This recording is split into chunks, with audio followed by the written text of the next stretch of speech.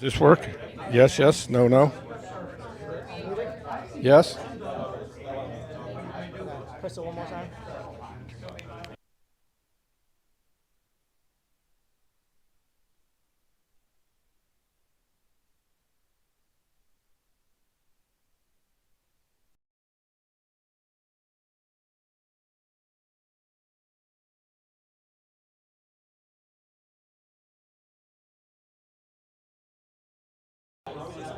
Yes, yes, okay.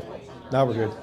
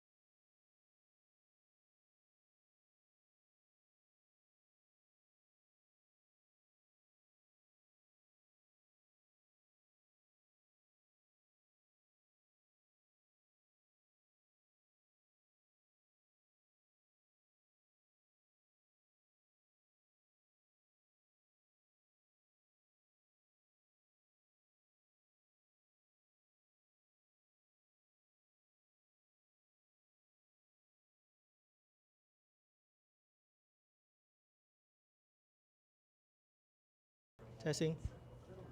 Testing, testing. 1, 2, 3. Can you hear me? Great. Welcome to Maker Showcase. Yeah, thanks for coming. Hey. Thanks. This is an event where makers and all of us come together to share our project, to share our process, and the lesson we've learned along the way. Right? As an individual, we approach different problems differently, and we make and fabricate differently. So let's celebrate those differences and learn from each other.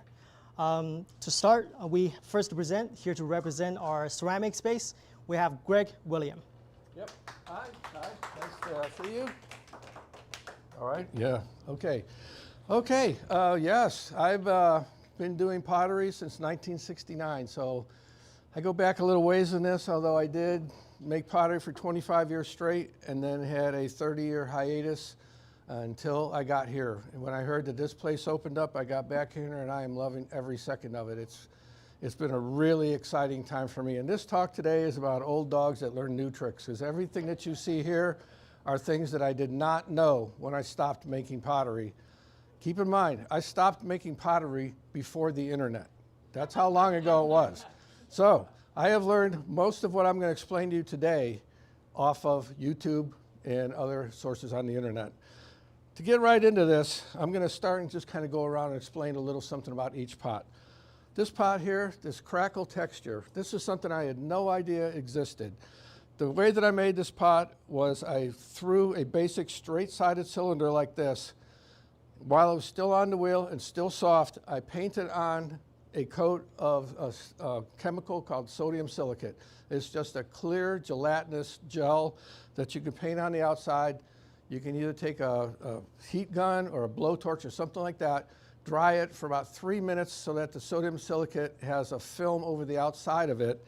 And then as you're throwing your pot, I'm sure you've all seen people on TV throwing pots where you got your hands in there.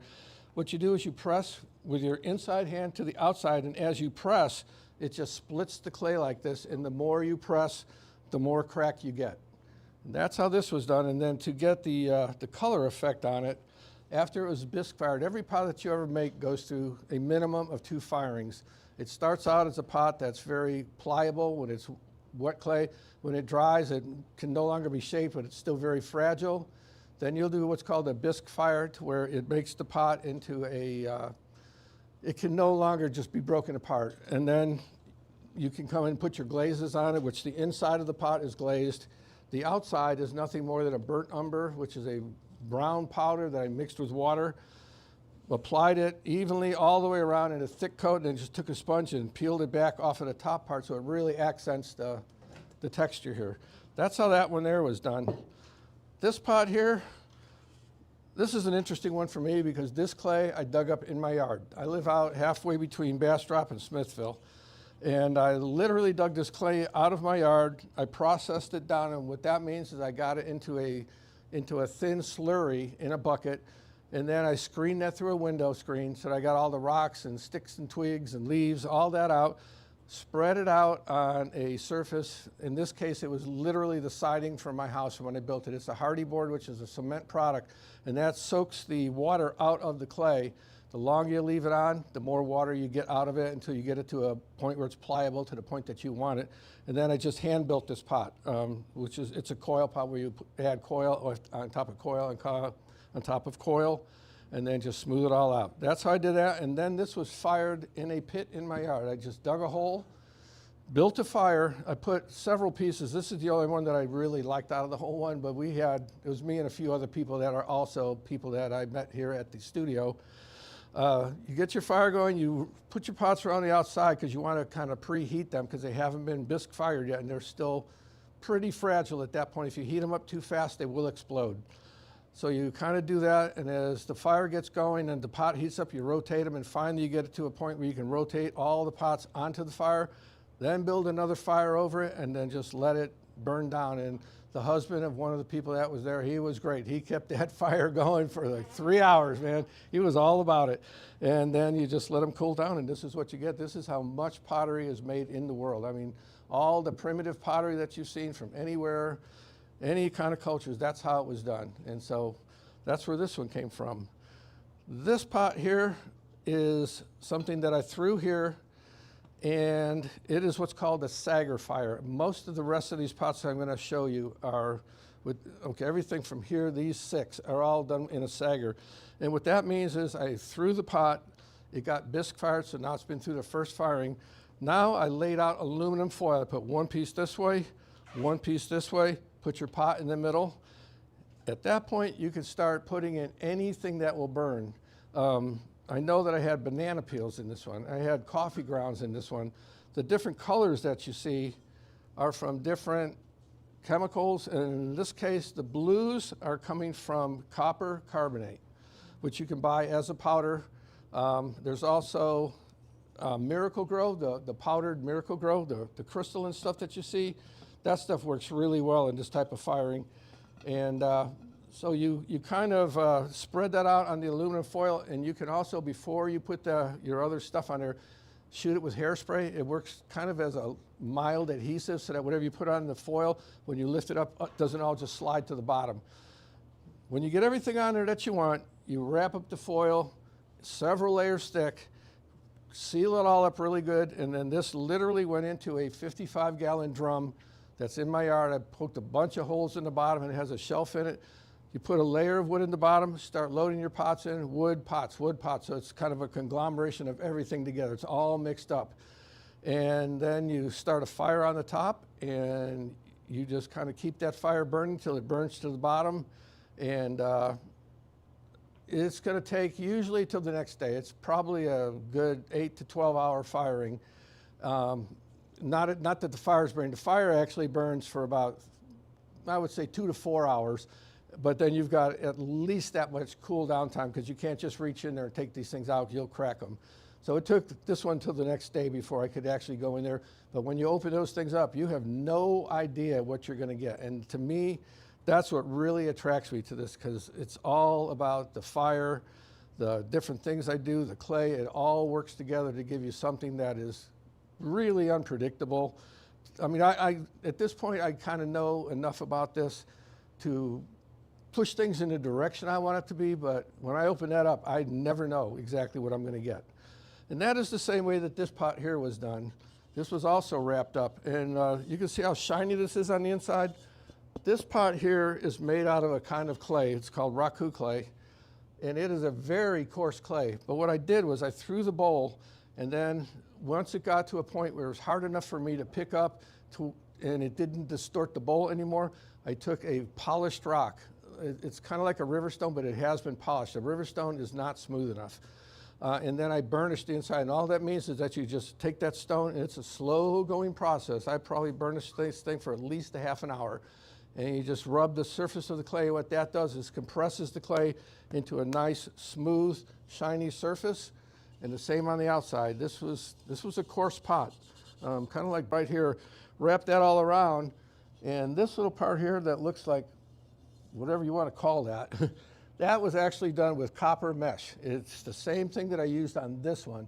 It's literally just a mesh, but it's made out of copper. It's very pliable. It comes in a 5-inch tube, and it's a long roll of it. And you put that on there, and so I wrapped the copper mesh on here. I put my steel wool on here, and then I covered that with paper towels, and then I soaked the paper towels in a chemical ferric chloride. And what that does is, as you fire this stuff, it creates this, it's literally chlorine gas in there, so you want to kind of not get into the fumes. Yeah, it's pretty rough stuff. And so what happens here is, because you've encased this thing in all this aluminum foil, you've created an atmosphere where all of these things they're smoldering, they're burning, they're melting, and they're creating this gaseous thing inside. And that's what creates all of these different colors that you're getting. And again, you just don't know. And I got this green color on the outside by putting chrome. It's just a chrome powder mixed with water. I put that on as a light wash, wiped it down so that it was very thin, and that's what gives you this green here. And then the black lines that you see here, which you're going to see on a bunch of other pieces, this is literally copper wire, and it was wrapped around the pot like this. And so as it fires, it kind of sears that into it. The copper is still there when it's all done, but it's really brittle after it, and you can't ever use it again. And I used that to kind of hold pieces in place, all the paper towels and all that stuff like that. I took some thicker copper wire and bent it around like this to hold things in place, and then I wrapped that around the whole thing. And I knew that it was going to give me these lines, but I like that. And, but it was functional as well as something I wanted as far as the decorative motif. This guy here, this is a hand-built pot. And again, I got this here just off of that copper mesh, and what I do is just, because it comes in a circular thing, you can just pull it up around here, and then I came back and put whatever, this again is the chrome to get this green, and I had a lot of coffee grounds at the bottom here, banana peels, orange peels, so all of that is what's creating all this really dark area down here as it burns. It's all turning into smoke and carbon, and that's soaking into the clay body as you go. And again, this whole thing was all completely wrapped in aluminum foil. And this, you know, you use the thick grade aluminum foil and let it burn and open it up and get. Same thing with this pot here. This pot here is actually a porcelain clay, which is a smoother clay, so it was easier to burnish, but I also burnished this one. And I did a second process on this one to make sure that I had a really smooth surface, and that is called terra sigillata. Terra sigillata was first used by the Greeks and the Romans many, many, many years ago to make their amphora less permeable. And what that means is that it will either hold their olive oil or wine or whatever, it will pass through more slowly. They could not get it to the point where it wouldn't pass through, but by doing this, they were able to slow that process down to the point where they got it as close as they could. And again, it is a very, it almost looks like water when you put it on. And what you do is you can take any kind of clay, and again, I mixed the same stuff that I did on that textured pot, the sodium silicate. That is a deflocculant, and what that means is it makes every particle of clay in there repel every other particle of clay in there. And so what you do is you mix the stuff up into a thin mixture, shake it up really good, and then let it sit for at least a day, and all the really heavy particles fall to the bottom. The lighter particles form a layer on top, and you'll see it. You know, you'll see the different layers in there, and what you want to do then is go in with a plastic tube and just siphon off that top layer. That's the very, very finest particles of whatever clay you use, and you can make it out of any kind of clay. And then when you spread that stuff on, you only put those very fine particles on. And since this started with a pot that I already burnished, when I put that on, it was real easy to buff this out. And all I did was took an HEB produce bag, put it on my hand, and it polishes up like that. I mean, it polishes up really fast. And then fired it up using the same techniques as I did with these other ones. You know, I had a lot of steel wool all the way around this one. And the same thing, and then these little specks in here are probably, I don't even remember exactly what everything is in it because there's so much stuff that went into each one of these. I did not keep any records, which I probably should have. I know that the black specks here are from Miracle Grow, and probably the ones inside. This was done the same way, but this is done on a red clay body, which you almost can't even tell now, but it's on a red clay body, so it started out, you know, you don't have that white background. It's the same process, except it's on a red body, and it was done the same way. And you can see, I know that these lines here, that was from corn husks, from just cobs of corn husks. Anything that will burn, you can put anything in here. You can put material in here, anything at all that will burn. And then I sprayed this whole thing with the ferric chloride, and that is how, I did not have any idea how this was going to come out, and this is what I got, and I'm pretty happy with that. This little guy right here was done basically the same way. You can see I wrapped it just the same way I did. These two are in the same firing, and I had the same copper mesh coming up here, and it picked it up some places and it didn't pick it up ever, because I mean, it was completely covered all the way up here, and some places it worked, some places it didn't. This is what I mean about you don't know what you're going to get when you open it. And again, the lines were the same, copper wire just to hold everything in place. It had different oxides put on there. I use a lot of you can kind of see it's a little bit green here. That's, again, from the chrome, because that's all I had at the time when I did this pot. And then these look shiny now. They don't come out of the wrapping look like that. These all have a wax on them. It's a microcrystalline wax that I use. And you can also use things like shiny floor wax. Any acrylic, you know, based sealer, that's a gloss will work. I'm about to switch over to something like that because this stuff going on as a paste, I'm not that crazy about it. So I am going to switch over, but I'll get the same effect. The idea here is to give it a shiny effect so it looks like glaze was used on the pot, but it wasn't. This pot here, this is simply a pinch pot. I had a little bit of clay left over at the end of the day, and I thought, well, I'm going to throw together a pinch pot. This was literally just pinched from a ball of clay. The way that it was fired is a combination of the two. This is a new technique that I haven't mentioned. It's called raku. Raku started in Japan, and it all goes back to the tea ceremonies, and they wanted to create teacups that as closely reflected nature as they could get. So when you look at raku teacups, there's always slight imperfections because nothing in nature is perfect. And that's what they strive for. And that's kind of what I had in mind with this piece here as well. Not that it was ever intended to be a teacup, but the same idea. So the bottom, where you see this black and white section here, what I did here was I did the same thing with the steel wool on the top and the ferric chloride. That's how I got this dark part. I put that part on. Then I came in and I have a slip, and a slip is nothing more than a very thin clay. It's like the consistency of, it's a little bit thicker than heavy cream, but it's not so thick that I don't know, that's about what it's like. So you put that on there, and right after I put that on there, I had already had these wires. This is again from copper wire. That was holding all the stuff on top. Then I came in here and I put that on here. I put it directly into the raku kiln. And a raku kiln is designed so that it can reach temperature very quickly. So mine is literally the bottom third of a 55-gallon drum. It is lined with a 1-inch refractory material that will insulate up to 2,400 degrees. This stuff is absolutely amazing. It can be red hot inside and you can almost touch the outside. It's shocking. So anyway, and then I have another one, nothing more than a wire basket with that same refractory material on it. And you have a propane burner that's going in the bottom. You crank that bad boy up and you get these things up till you can, like this pot has glaze on it. This was done the same way.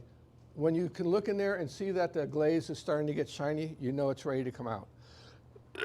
Or you can use a heat gun, a laser heat gun, to tell you what your temperatures are.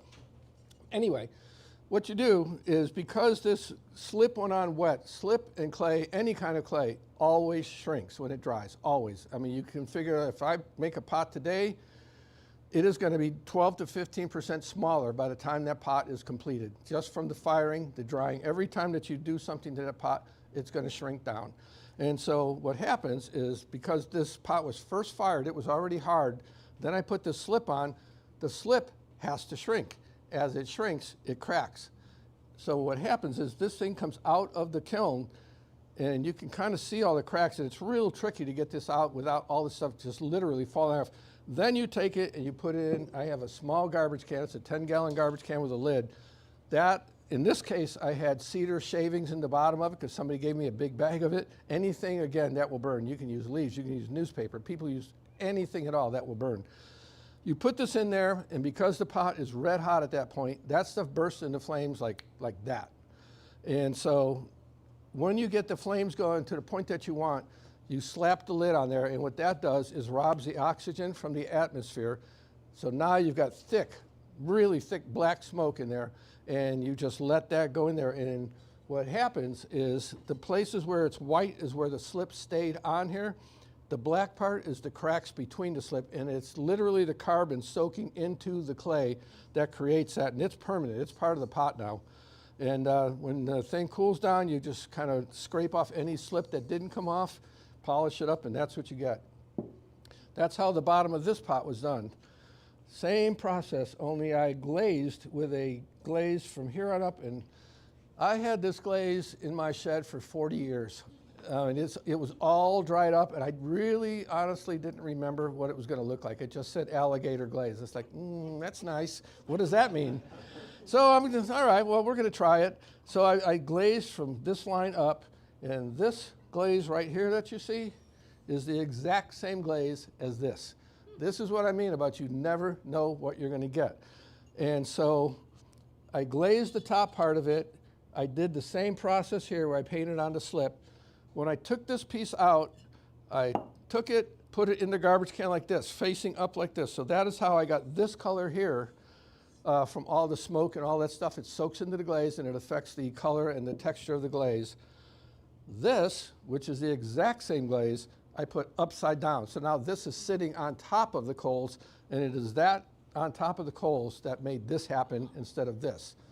I mean, this process is so awesome that, you know, I just love it because it is so much about the process and the materials you're using, and that really appeals to me. You can see even the inside of this is a different color. Excuse me, all the same glaze. This last one is an example of things don't always go the way you want. The top of this, I fired them together. The top of it came out, it was still real hot. While it was around 1,000 degrees, my wife's hair, that's what this is. Cleaned out her brush, I said, I'll take that. Put her hair on this, and it burns into the clay, and now this is a permanent part of it. This is permanent. This is carbon, because it instantly turns to carbon as it goes on. Most people use horsehair for this. That's the most common. If you look it up online, just look up horsehair raku, this is what you'll see. So that's how I did this part of it. The bottom part of it is the part that is not what I wanted. This, I took and I dipped it in a mixture of water, flour, yeast, and sugar. It's called Obvara, O-B-V-A-R-R-A, and it was developed to seal it when they didn't have glazes. And so you make this mixture, and it's kind of like a really thinned out sourdough starter. I actually threw some of my sourdough starter into this bucket as well. You ferment it for 3 days. Now, you know, you stir it up every day. I use like a drill with a mixing wheel on it. Stir it up really good, and when the pot comes out, it's red hot, really about 1,450 degrees seems to be the optimal temperature for this. Dip it in, and the tongs that I had were terrible at the time. I since got new ones, but I dropped it in there, and I pulled it out, and it was completely black all over. I mean, instantly like that, it turned it black, and it's like, that is not what I want. I put the pot back in the kiln, fired it again, pulled it out, and then more delicately dipped it in, and it should look like this all the way down, but for some reason, it did look like this. I put it in, I took it out, it looked like that, and then you want to douse this in water right away to kind of set the process. Well, when I did that, let it cool down, I pulled it back out, and I started to clean up, and the whole thing just came right off. Now, this is something I'm working with. I don't know how to control this yet. This is all part of my ongoing journey. So this is, things don't always go your way. Anybody have any questions? What about, that's real wood on This top is of real that. wood. I live on 5 acres. I got a lot of trees. So you just drilled a hole through the top? Yeah. Two. See that? A nut and bolt. I am going to make a little ceramic bead that I'm going to put on top of this, just epoxy it on just to kind of cover the thing. I just haven't done it yet. That's what that was all about. Anybody else? Does that stick have any Here, Sam. No, the stick, no, no. Nope. All I did was kind of rounded the edges with sandpaper here, and that's that. You know, this little piece here, the transition piece, it's separate from the others. I kind of made this. I wasn't really sure what I wanted to do with this pot at first. Then it kind of evolved into this. And yeah, so I drilled holes with just a regular drill bit.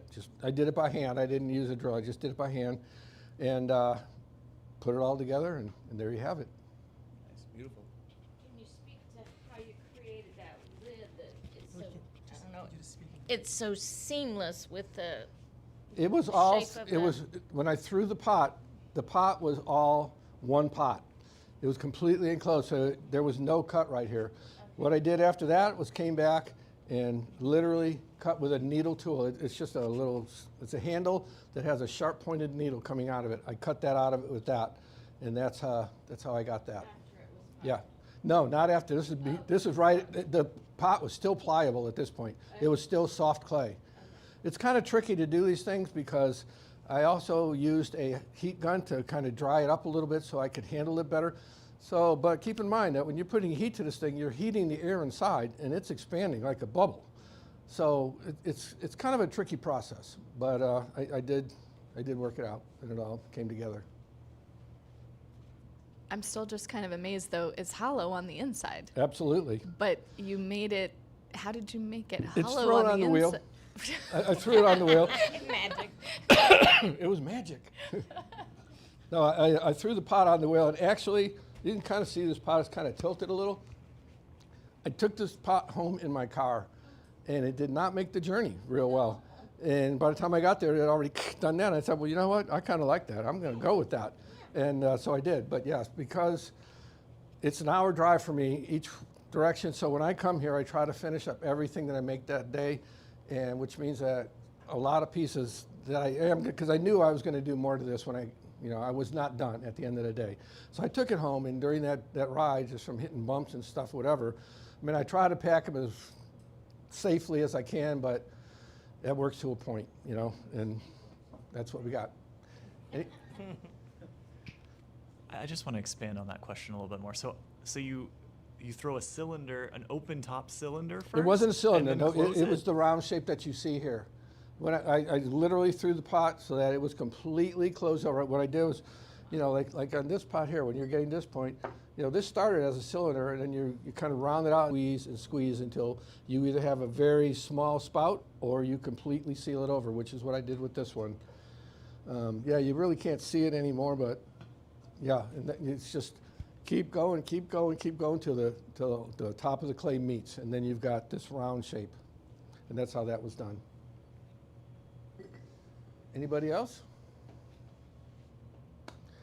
All right. All right, Well, I awesome. hope you had fun and learned a little something. This is my journey, and Real quick, I just want to quickly mention, because Yes. this is, we are going to if you do next Sunday, a week from tomorrow, Raku Fire, which is how I did these two pieces. We're going to do that here in the parking lot. There's going to be 2 kilns. I have mine, and there's another man here who runs the kilns here. He will be having one. So we're going to have 2 kilns. We're going to be pulling pots in and out of that thing. Hopefully, I'm going to shoot to pull the first pots out at 3 o'clock. That's when it officially starts. And then, excuse me, then we can load more pots, and it takes about 20 to 30 minutes to heat them up. So every 20 to 30 minutes, we're going to be pulling pots out. yeah. So the event is on Sunday, next Sunday, from 3 to 5. It is free to everyone, so And it is an exciting process. I've done this at schools. I taught this class at Purdue University, so we had my students come over. I taught it at the Art Museum of South Texas. It's always done outside, and it's always a real crowd pleaser because it's like the 4th of July. It's pyrotechnics, man. It's flames, it's smoke, it's all that, It's exciting. It's the crowd always loves it. got one more question? We can squeeze one in. 3. Sunday at 3 Sunday at o'clock. 3 p.m. Next Sunday, 3 o'clock. Yep. Yep. 27. Yeah, we're gonna start up. I'm probably gonna light my kiln about 1:30 so I can make sure that everything's up to temperature. But 3 o'clock is when it officially starts, and that's when I'm really shooting to pull my first pots out at 3 o'clock. And then we're gonna be doing an alternation. So I'll be pulling pots out of mine. Seth will be pulling pots out of his. So we should be able to pull the pot out every 10 to 15 minutes. So hopefully we can keep this thing rolling if all goes as planned. Awesome. Thank you, Greg. You're very welcome. Thank you. Do I need to move these now? Yeah. Okay.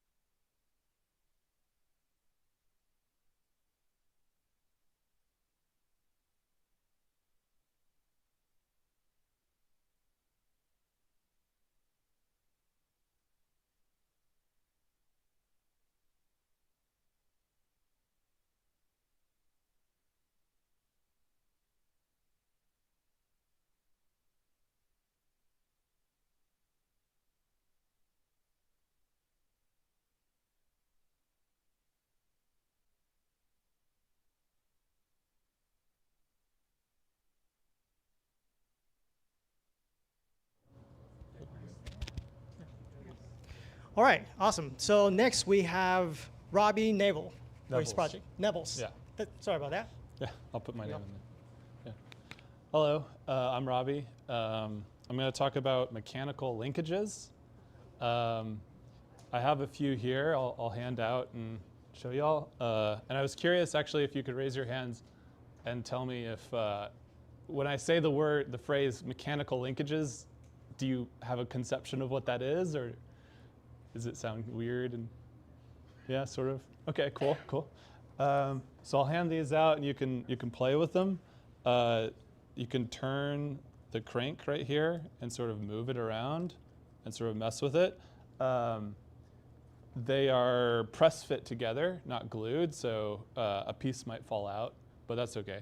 But yeah, don't be too gentle, but like don't like throw it around or something like that. So I've been kind of obsessed with these things for a while, and I first discovered them. I guess I should define what a mechanical linkage is a mechanism that is formed from connecting links on roller joints or on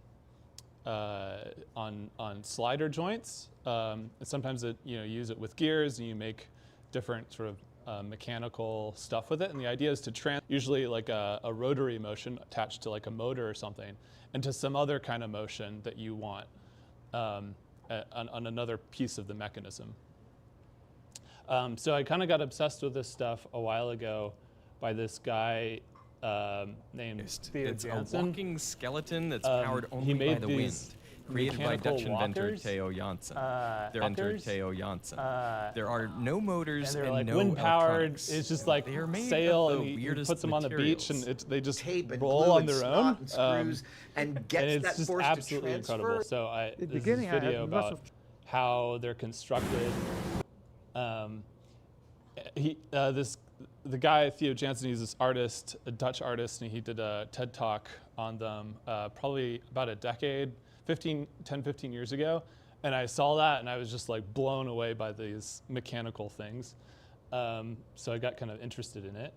The Wikipedia article on mechanical linkages has a few examples, like kind of standard stuff you might see in your everyday life. Involves these sort of links and joints that form together to create different motions. A really common one we see a lot here in Texas is the pump jack. So this is just like what's called a 4-bar linkage, and that's one of the simpler ones that are being passed around. That's all it is it's just a motor that turns that then is connected to a few other joints that moves the end of the mechanism in a very specific pattern up and down. So I started spending some time here, and I got into the laser cutter and like playing around with different things you can make there. And I thought it would be really cool to make these things with the laser cutter. And there's some really cool applications involving animatronics with these things. So this is the motion of the legs moving in this example is just a linkage forming this very specific pattern. And this is research from Disney. You imagine Disney is interested in animatronics with Disney World and stuff. And so they have some research about how to like optimize linkages in different ways to get it to have exactly the right path that they want for their animatronic applications. So I saw this and I got really interested in making my own version of it. There's also people who, you could go on Etsy and find designs of people who make, like kind of use that research that Disney did and kind of make this stuff that's all just laser cut, all the pieces, and you kind of assemble it. And I thought this would be really cool. The challenge being, though, that like there's the geometry aspect of figuring out these linkage motions, and then there's the actual assembly of the mechanism itself. And I wanted to kind of close that loop and make it really fast to go from a design to something that I could test out. So I made this this web app here. It's just hosted on GitHub. So you can go and try it out too, robs.github.io/linkages. So this web app, you start out with just like a motor that's turning, and you can connect links to it to form different linkages. And it's kind of hard to visualize how the linkage is moving, so I added a feature where you can see the paths that the mechanism is going through. And you can arbitrarily change and add like more links to it and move it around and see how it moves in response to that. So these things like are really kind of mesmerizing, at least to me. And you can spend a lot of time like playing around with adding different motions to it and just sort of tweaking what it looks like and designing different things like that. But one of the kind of struggles with just dealing with the geometry, so this is all just geometry. There's no like physics-based simulation going on here. It's just purely math to figure out, given this angle, what should that angle be? And it's just 1 degree of freedom. So there's not any kind of looseness in the joints. It's all just one fixed mechanism, and you just kind of can do the math to compute it all. So it's like all in the geometry kind of world that you can compute all this, but sometimes you can design a linkage in a tool like this, and it can't actually be constructed at all. So it's kind of fun to look at some of these. You notice how when it comes around right here, this passes over this joint. So you have to make sure that this bar here is on top of the motor. But this bar here has to be hinged to that one and attached to the base. So there's like an interesting sort of layering problem to make sure that things can be layered on top of each other. And it's pretty easy to imagine how you might construct this with different layers. But what if you did something like this?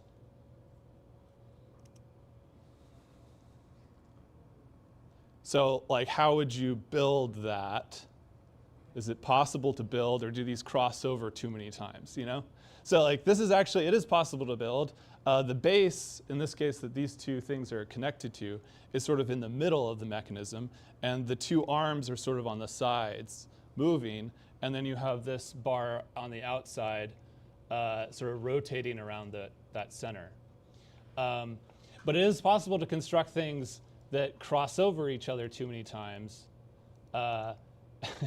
and then you can't actually build it the way that it's shown here. So it's an interesting problem, right? Like, how do you actually verify if a linkage here can actually be built? So I added a feature to this to be able to construct the layering of these linkages. So this here shows, you can kind of see the colors overlapping each other as it goes over. What happened there is it went from just purely figuring out what the geometry is to figuring out there's this base layer that then can be sandwiched between or behind like another layer, which is in the blue, and then the yellow is the very top layer. So it figured out like the topology of the actual thing and how to build it to make sure that it can be built.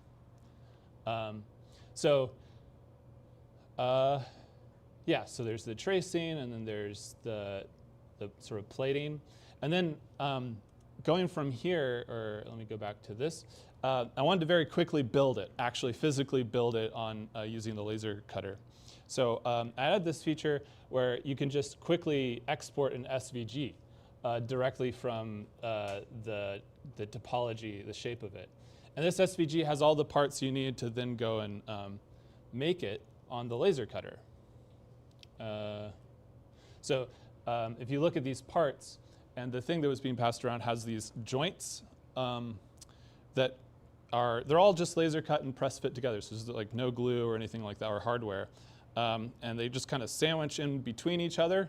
And then these are spacers to make sure that the different layers don't overlap and rub against each other. And yeah, so all the lengths of these links are exactly the same as the lengths of the links here. So in theory, if you built it, like laser cut it out in like assembled it and moved it, it would have the same exact motions that you would see here. And there's like support for like creating triangles and stuff like that. One of the things that I struggled with here was when outputting this like SVG file that you can then import into the software to be able to cut, is that when you cut stuff on the laser, there's something called a kerf, which is the size of the cut of the laser. It has a width to it. It's very small with laser cutting, but it still is there. And so when you're trying to build stuff that fits into each other or has very careful tolerances with not overlapping, like in this, you have to adjust all the design to like account for the fact that there is this width to the cut. And so all of these have been adjusted, and it's hard-coded right now, but I want to add that as like a parameter that you can change for different lasers. It's all hard-coded for Dorian. The designs that were passed around, I made those this morning on Dorian. Material thickness is another thing to deal with. So like the press fit of the joints depends a lot on how thick the material is that you're using to press fit it. That also has to be part of the design and adjusted.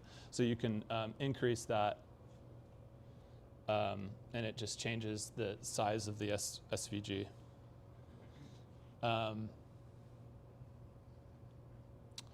Let's see. I think that's all I wanted to show. Yeah, and these were just done this morning. What I want to do is add a few more features here to be able to more easily assemble things. I was doing this morning. You have all these different links of different lengths, and they don't have any labels to them. So you're like going back and forth between this, which you can see exactly the lengths of each link here, and adjust them directly this way. But like lining that up with the lengths that were generated. So I want to add a ton of features. But my goal with this is to make it kind of like, there's this website called boxes.py. Or It's Festi is the thing. oh yeah, that's right, Festi.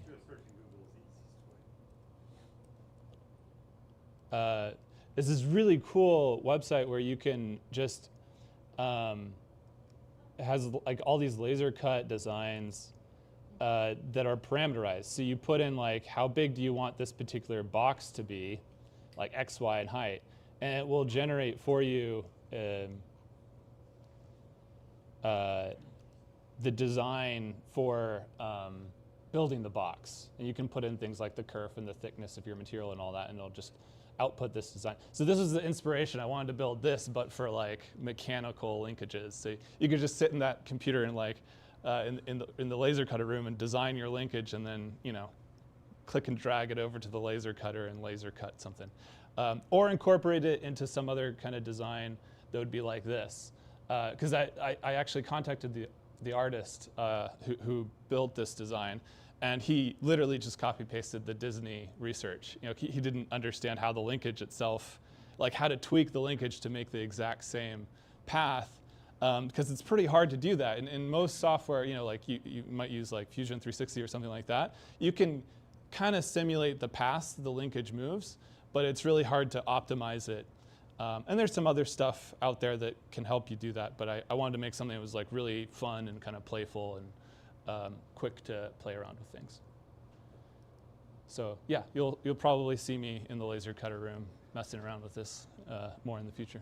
Awesome. Any questions? Yeah. Please speak into it. Sure. So it's really cool the research you're doing. Where do you want to take it next in terms of physical outputs? Like, is there something you're looking to have all this as an underpinning to build ultimately? Yeah, I want to make one of these strand beast things. Numbers came out. My work is easy because I use Click. Stupid ads.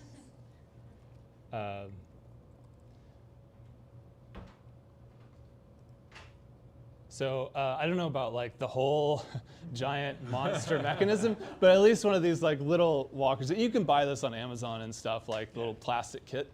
But I think it would be cool to like just sit and be able to design it and then very quickly attach that design to something that you could attach a motor to, so that you can make a little walking robot with like a linkage leg, something like that. Yeah, but like in the nearer term, there's a few things that the web app that I made doesn't handle well, with like multiple polygonal shapes and other things like that to generate the design. So I'm probably going to do that first, and then eventually get to the point where I can play around with like attaching it to a robot. Yeah. Any other questions? So you talked a little bit about how the pathing is really a mathematical construct. The layering feels non-trivial. How do you actually decide what things should go on what layers and whether it's possible? Oh yeah, it's really fun. It's like a search algorithm. So the idea is with a few constraints, like you don't want a joint, for example, like right here, that yellow layer can't pass through that joint that's the motor right here. Like this can't be passing through that. So you have like a couple of constraints where you're like, okay, we'll start searching at the base link and we'll just assign that a layer. And then you look at the links that are attached to it and you make an assumption that they have to be ideally on the adjacent layers. And then you continue out and you might enter an issue where one of these crosses over. So every step of the way you kind of assign things to different layers, and then you like run it through and see if it overlaps with anything. And if it does, then you say, okay, because it overlaps with something, then it can't be, assigned to that layer. So then you backtrack, and it's like a breadth first search if you know the computer science stuff for it, depth first search. But yeah, there's actually with any linkage, there's a lot of different possible solutions to how you layer it. And some are less ideal than others. So there's also a bit of an optimization there where you're trying to minimize the number of extra unnecessary layers and trying to compress as many layers as possible without. Yeah, I mean it's a sort of very broad problem too, because if you look at this linkage, this joint here is not a full rotary joint. It's not going all the way around. It's a hinge. So you could design something where these are, you don't have to think about one going in a different layer or anything like that. It could just be in the same layer and it'd just be hinged. And I was just like, screw it. I'll just do the simplest physical design that assumes all of these are in different layers if they're on a joint, like adjacent joints. And maybe in the future make it better. But yeah, it's a really fun computer science problem to kind of optimize that. Really impressive. Really cool.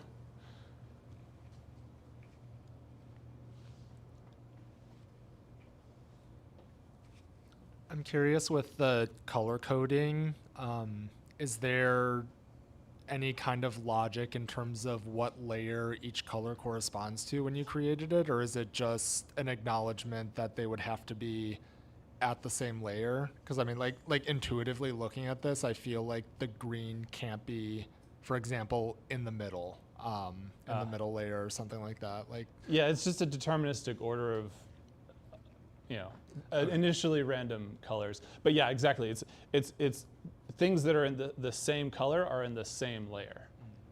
But the green is the first one, and then blue, and then yellow, and then it keeps going from there. So like you get purple at some point, and that's just another layer on top of that. So they just indicate that things are on the same layer, and yeah.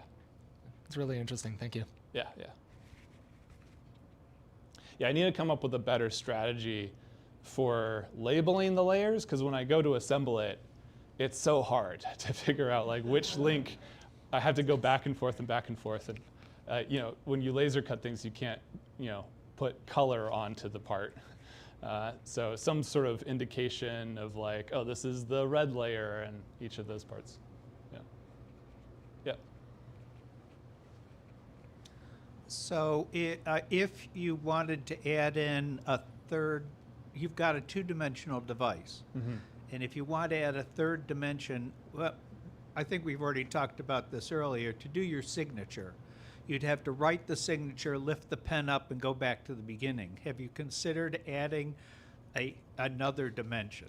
Yeah, the geometry for that is really complicated, and I haven't learned how that works yet, but I really want to at some point. It's just so hard to visualize, and I'm not good at any like 3D tool to design those kinds of things. But 3D linkages with like if you have like a universal joint, you could create a really interesting like 3D linkage, or incorporate like multiple motions and maybe not fully 3D, but like multiple axes. There's all sorts of really cool stuff like that.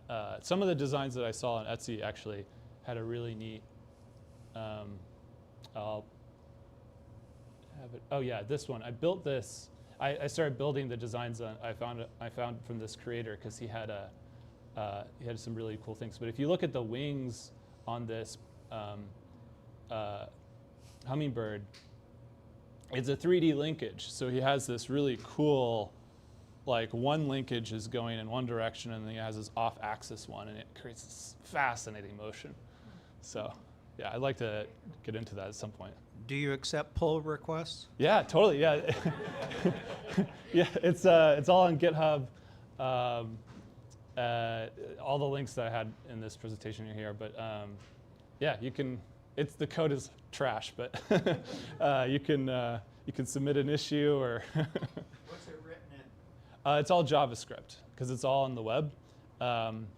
That's kind of the easiest thing, just to play with the web app. Yeah.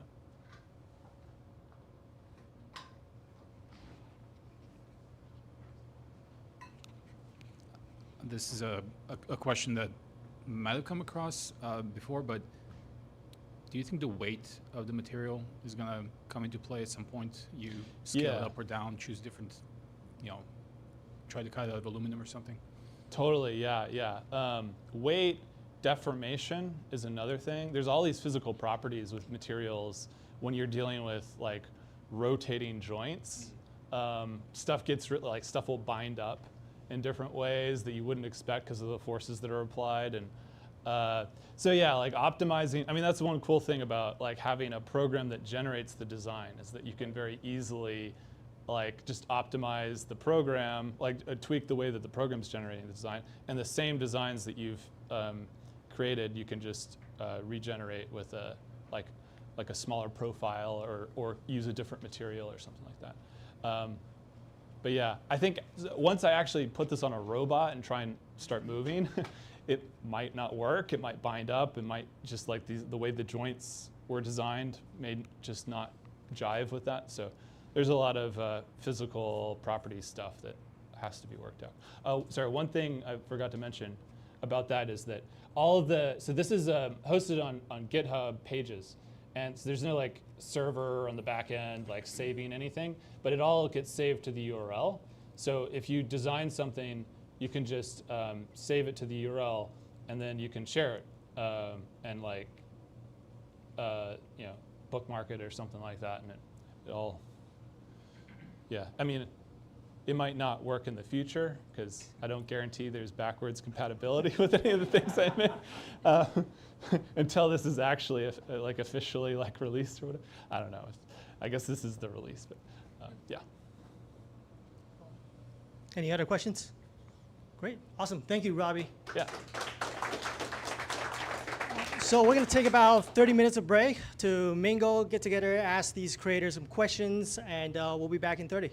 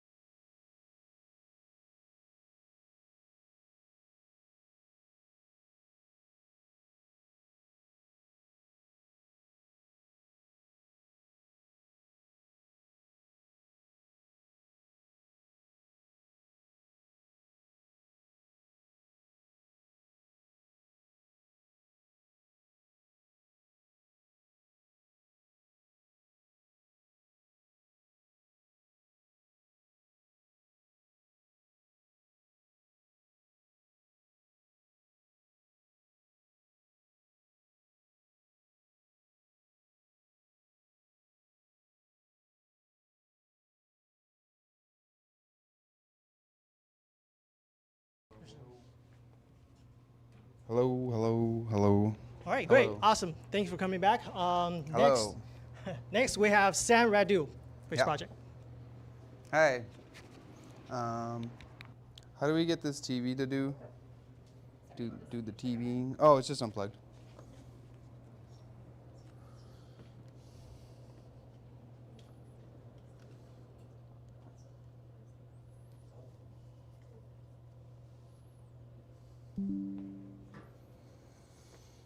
Alrighty. So today I'm going to be showing you guys a project I've been working on for the last 4 years. I call it the totograms. And I did do a presentation on this a couple months ago, so I feel like I won't go through my entire artistic background or anything like that. Thought it'd be fun to just start with kind of the genesis of this whole project, which is I have this obsession with kind of just drawing off of the cuff. So here's like a time lapse of me just coming up with this thing. And I've done this since I was a kid, so it's like one of those things I wanted to integrate into my life forever, because it's weird, it makes me feel like I'm expressing myself, and you know, it's just easy to get obsessed with this kind of thing, because it's like, where the hell did this come from? This is fun. I also made this beat. But yeah, so I had this interest in drawing these heads, but what do you do with that? I don't know. Like, I was going to become an animator. I was going to be Mr. Let's see, I had a video of it. Maybe this is it. Yep, so for a while I was doing 3D animation with these designs, and that was cool, but it's like, I don't know if you guys know about animation, but it's extremely time consuming, and it will just, you know, you gotta be in it to win it on that one. And I became less interested in it because it's like it's a lifestyle choice. So I started doing paintings of these things, which was cool, but as a maker and someone who's a little bit practical and not really into collecting objects and stuff that don't have a function, I was like, I don't know if the paintings, you know, they're really cool and stuff, but I need a way to do something else with them that felt like they served a purpose, which is kind of leading me now to these guys that you see here, the totograms. And in the beginning, I started just with something like this, where I was like making just a head, and it was a nice little wall piece, but I was still like, well, okay, cool. What is it gonna do for me? You know, I want my art to work for me. So then I started hollowing out the insides and designing. This one's actually really simple compared to some of the other ones, but there's these cavities so that it creates these sectioning. So like on, say for this one, there's cavities here and everywhere, so that there can be differentiation of color in each of the little sections. And I thought that's cool for two reasons. The primary reason is just because the user of these can use their phone and they can change these colors on different channels, and it's like a way to kind of have some agency on what your art looks like, was kind of the idea behind it. Gimmick, I don't know, you tell me. But yeah, so started putting the lights in there, and that was really cool. But with just the lights alone, I wanted there to be some sort of feeling of contrast. So I said, well, maybe it needs to be on something and have a second layer of light to give it some contrast or something like that. So on the backs of these, I started, let's see if I can show you guys safely. I think you guys can kind of see it. On the backs of these, there's just a ring of lights here that when you put it by the wall, it reflects off of the wall, giving it this sense of contrast between the light from the internal and there. And then my third and final thought with the lighting was that, okay, now there's light coming from the inside and the back, but when it's dark in here, which, you know, it's a light, it might be dark where it is, you're gonna need something to illuminate the face. You know, why make such a complex face if it's gonna be in the dark? So then I got to 3D printing these guys and integrating that so that when, could I flip the lights off just for a second, just to kind of, but yeah, just so the face is a little bit more illuminated. Still, I think I'm working it out, but at least you can see it. And then in the dark, you can really see the kind of contrast that's made between the pink light on the back and the green. I just feel like it adds like a nice something. And then also it bounces off and illuminates the words here, giving it that watermelon color scheme.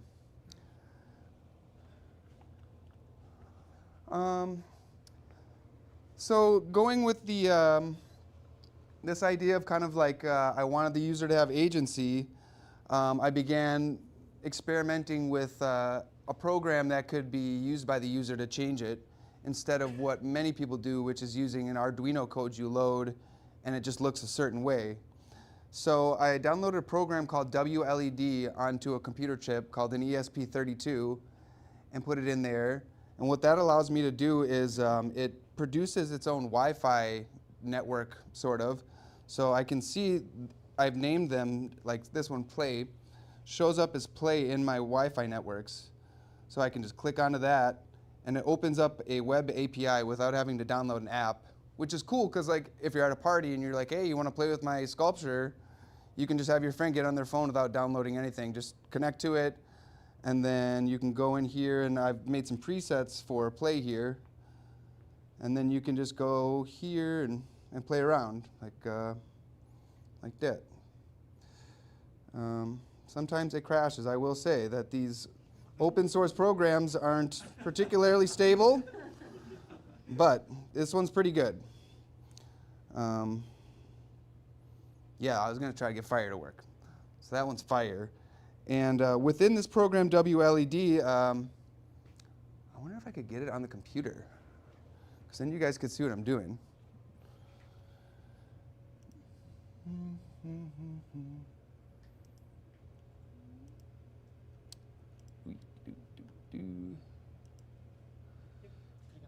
Right there.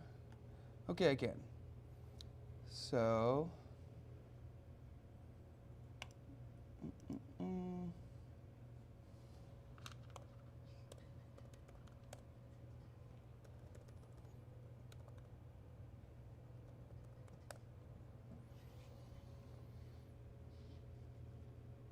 I guess I can't really see it though if I do that. Let's see. Okay. So I can't do that. Oh. The only thing is I can't see it though while I'm working on it. I just realized. Okay. So. Like I said, within WLED, what you can do is you can break it up into pieces so that, like say how the eyes are white and this is green, and you can do that kind of at your own desire. So you just go in the program and say, I just want the first 20 lights to light up. So now I just have his ear lighting up. And say I want that to be a different color scheme. I go into my little color scheme tab and I can just play with that. And so you can just keep adding more and more lights and playing with the different sections to get different results. Like that. And so yeah, I just try to build it in a way that feels kind of expressive or fun or, you know, as the kids say, trippy. Like this one. And also with WLED, you can do playlists. So this one is a series of programs I've made for it, and then they just play in like a playlist. And you can choose how many seconds or minutes you want each one to go, and then how much time for it to transition to the next preset. Yeah.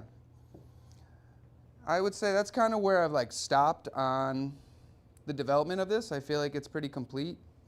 You know, there's a few tweaks I would have here and there, but yeah, it's fun. When I started making these, I made them to be reproducible, and so I've made a lot of them, and I've kind of tried to perfect it and kind of speed run it. But with something this niche, I feel certain people see it and they're not as excited when they hear the price tag. So I started making things with the similar technology and the similar kind of feel, but just on a smaller scale. So I made these little TV guys. And then you can integrate, within WLED, you can integrate potentiometers to change many different of the features. And currently this one, the knob changes the color palette. But basically, I think all I'm really saying in this talk, I'm not really trying to say anything too crazy other than I'm just like a curious guy, and I'm using my art to explore my kind of curiosities and all sorts of different technologies. Like, I think art is a really good way to combine a bunch of things you're interested in a really interesting way that keeps you wanting to continue to work on it. You know, having these kind of practical, fun things that also can make you money. I don't know how many people in here consider themselves an artist, but it's always it's a juggling between enjoying yourself, being practical, making money. So yeah, this is all just kind of me in the process of trying to make it all integrated. Yeah. So yeah, does anybody have any questions? I feel like I was a bit rambly, but I'm just happy to show you guys this stuff. Is it all glue? Yes.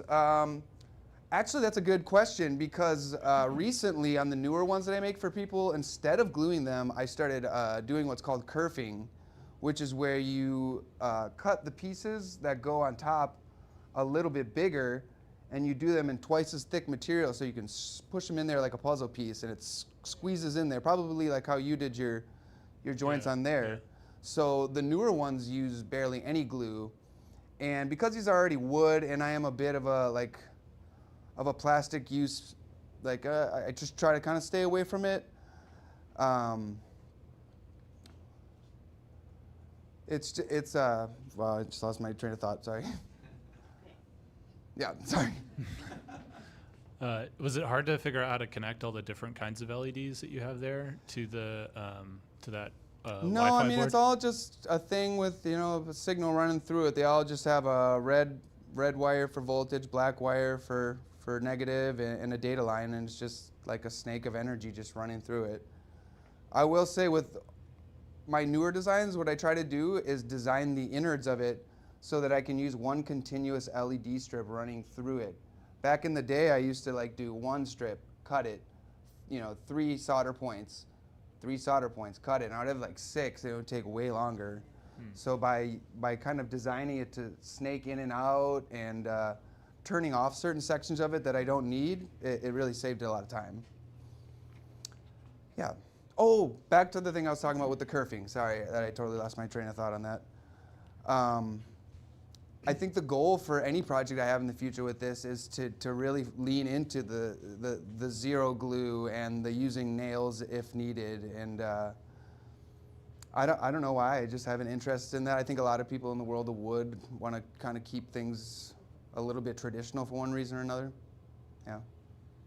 Are you plugged in, or are you running on battery there, or? These are running. They're just plugged in. But the systems are so flexible. Like, I've made these, taken an old charger for my phone, you know, like the blocks, and you can cut the end off of it and twist it onto these, and it works just fine. Within WLED, there is a power limiter. So say you have a 2 amp cable, you can limit it within WLED so that it will not go over that. So, and then I've also had times where I just hardwired a battery in there, so that it's like you can plug it into the wall, and it's like having a wall plug, and then say you need to bring it to a show and you don't have any plugs, you can just unplug it and the battery's just on the back, and it's portable. Good for events and festivals. Yeah.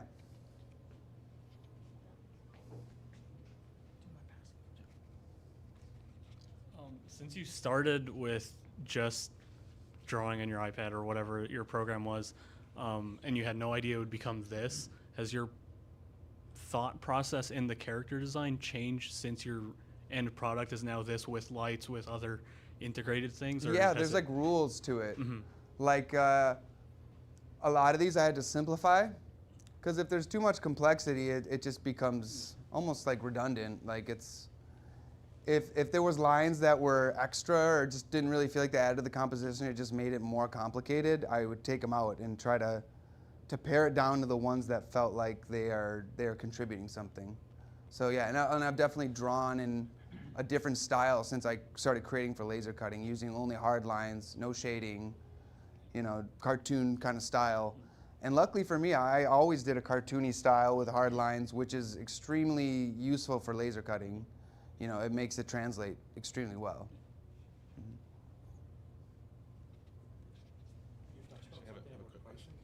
Yeah. Yeah, so right now what I sell them for is $450. And so these are basically like display models. I show people and then they can order it, and then they can have, like, this one is normally purple, but the person asked me to do kind of like a peacocky plus pistachio colors.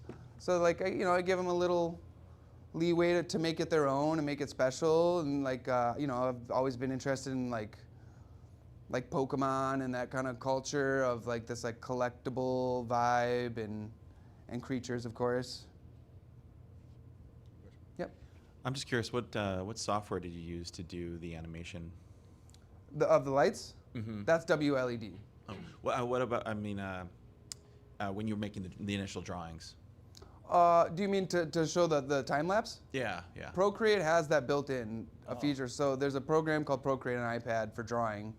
And there's literally just like a button at the export menu that's like export 30-second clip of you drawing the whole picture. Cool. Yeah, and it does a really good job of like truncating it to 30 seconds.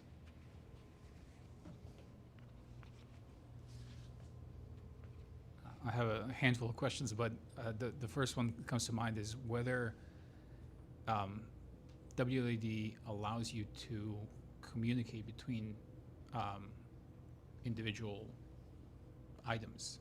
Like linking them? Linking them in a way to pass light from one to the other. Is it like, is there an opportunity to allow you to interact between play and fruitfulness in a way that would? Yeah, I haven't looked into that, but I know that there is options to link multiple devices through LED or WLED. It's one of these programs. It just gets better and better. It's like, it's open source and it's been just getting improved upon a lot lately. Recently they added sound sensitivity. Maybe it's probably a couple years ago, but you can use sound reactive capabilities and timers so that at say 12 o'clock it would turn on this program. And what's it called? Home Assistant integration is right built into the app. I mean, it is extremely deep and impressive. Any kind of knobs, like the potentiometer is only the beginning. You can use PIR sensors or different analog distance things. You know, I could have it so when I walk up to it, it gets brighter, kind of thing. I mean, it's really flexible with the added controller bits. And the other one is on the other side. You mentioned doing shows, selling these out there. I'm sure you could do an entire talk on just that, like growing it as a business, right? Growing it as a yeah. I feel like part of me wanted to go that route, but then the other part of me is like, I'm at a makerspace. I feel like you guys care more about the makery side of it. Maybe you could just tell us what's been your approach in terms of being most effective. Do you find it, literally doing shows out there, or your social I think media, with stuff like mine, it's number one, it's like know your audience. Like, I'm not bringing this to a white wall gallery. I'm bringing this to music festivals. I'm bringing this to kitschy events in Austin. I'm bringing this to the Mueller Fair or the Mueller Farmers Market. Children really like it. But like I said, it's this weird blend of like kind of pricey because it's work intensive, and I'm not going to budge on that. But also like kind of cutesy, so people think, oh, it's just like a fun little thing. So I'm still surprised that people still, I'm not making $1 million off these, but I sell at least one a month, and it surprises me that there are people who, it's all, I think, for me about finding who is going to be cool with it, and then I think also being a representative of your own work as like a personal artist, like really, you got to believe in it, kind of thing. Like you don't even have to like think you're the best, but like if you're gonna make it and put it out there, like you better be able to be like, yeah, I'm proud of this. Like sometimes that'll sell it on your own. Like your excitement for 20 minutes with somebody asking questions could get it sold. But yeah, it's a very case by case basis. But I do plan to. I went to the Etsy some guy had a great talk about Etsy here, and really inspired me to want to go that route.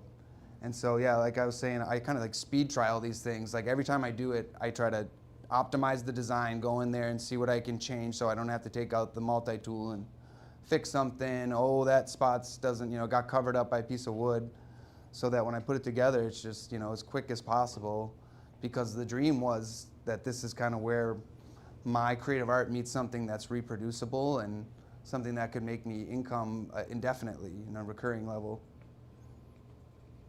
And then, that reminds me. So then I also did things like this, smaller stuff. I did like if you guys want to pass it around. This one's like kind of just like a messed up one. I saw it in my car, and I wasn't going to bring these, but then I was like, so that guy, I made just different form factors of like a souvenir version of these kind of things. So I like to think in levels of scale too. Like if I'm going to make a medium thing, I might make a small thing. I'll probably eventually make one. Like I used to make these by hand, and they were 3 feet by 3 feet. So eventually I'd like to do some big ones for the big ballers, and and then little stuff for people who just want something cute to put on their Christmas tree or whatever.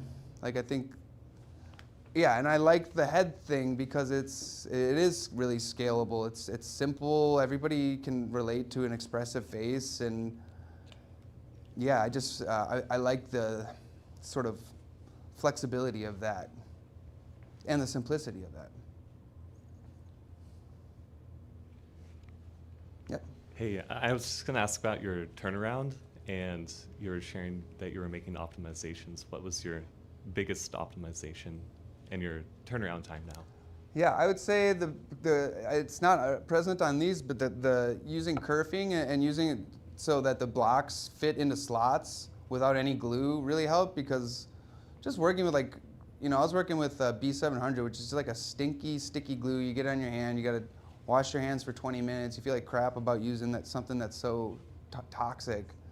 So that it was like a many different optimization just in the quickness, but also just like my guilt about doing it, the unpleasantness of it. A lot of my bottlenecks come from actually something just being so unpleasant and boring to do that I just don't. Oh my God, I gotta fucking hand paint each one of these things. And that's another optimization, was the painting is by far the most annoying part. But now what I'll do is I'll take, say these 3 are of a similar color. I've only done it on one of them, but in the laser cut file, I'll section that off into its own little square, and I'll put an etched square around it so I know that that's this green. And then before I even take it out of the laser cut area, I will paint it right there, just real quick. And you can hit it with spray paint if you got the money, but I'm super cheap, so I use hand painted and I use my brush, and yeah. It was also to get different levels of, different darknesses. To get spray paint, you need 6 different bottles for some of these. They're very subtle variations, but there's 6 different colors on there. And that's $45 in spray paint right there, where with my hand paint, it costs about $2. Oh, sorry, real quick, and what was your turnaround time? Like how? So I used to have a 20-watt diode laser, and when I had that, just to cut it, it would take maybe like 4 or 5 hours, maybe 6. And then on the lasers here, it takes 30 minutes maybe. It's like it totally changed. That was the real upgrade, was getting a laser that was fast enough. I mean, it was like a damn nightmare before I had that. And if you messed it up, you're laser cutting a big shape for 2 hours, and but yeah, I would say like 3 days is what I'm aiming for the turnaround time on these. I would say the best I've gotten close to that is like a week. Like, I've tried to push myself, but it's just not smooth enough, with these kind of multi-step. And I kind of designed it intentionally to be a little complicated so people couldn't just like copy it really quick. But then you put yourself in a prison of complexity. So here I am, just crying, wondering why I did this way. But we're having a good time doing it. So. Could you airbrush them? I've thought about doing the airbrushing, and I have a really nice airbrush, but I don't know if you've ever airbrushed. It is a finicky process. I'm just not good at it, I'll say. Some people are good at it, but just not something I'm too comfortable with. And then also that gets into the world, like I've thought about doing these more shaded style, you know, airbrushing lighter colors, and I'm like, you know, how artistic do you want to be and how practical do you want to be? If there's something you're selling, you want to be more practical. If this was just something I was doing for myself or a lover or something, I would, you know, put sparkles in the ear holes and, you know, actually on these, all three of these, the noses are flocked, which was a total waste of time, but I wanted like a soft nose. Like these are the kind of details that quickly dropped. Like I was like, okay, I don't think we need to flock the noses. If there was like one process that I'm using for like one part, I was like, okay, no. We don't want like 6 different techniques in one thing. Like let's pick the 3 best, you know, some 3D printing, some painting, some laser cutting, some LEDs. I will say also from my side here, I can see how the dark burn edge that you have would be really hard to maintain if you were doing any sort of spray application of paint. Yes, and that yes. Really cool effect that helps with the cartoon, you know, outline drawing aspect of it. So. Yeah, you get some edging and then you got to go over it again. Even these aren't perfect. But yeah, I really have tried all the painting methods, and I've found that hand painting it is the most economical and it doesn't leave like overspray or anything like that.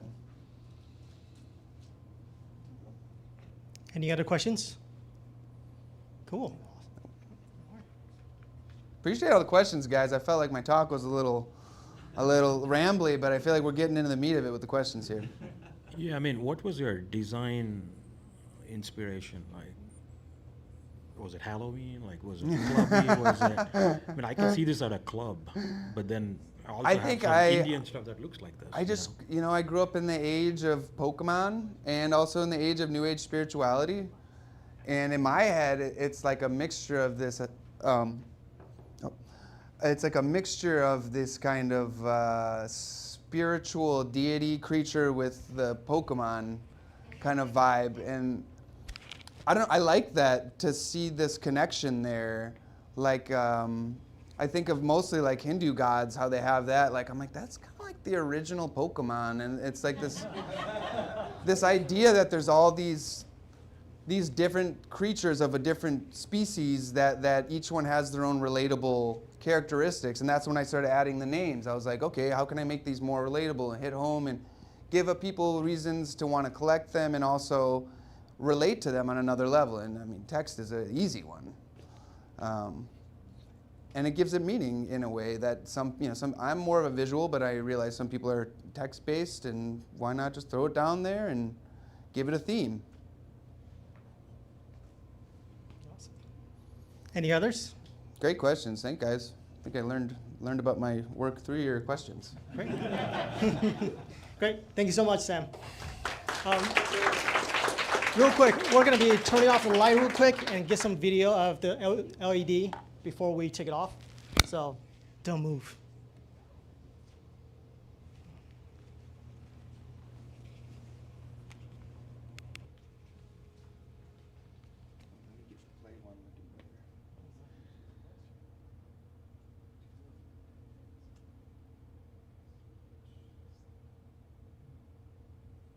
Eventually, I'd love to do one where literally the whole thing is like glass or whatever, the mylar, so that you can literally like change the entire color of all of the piece.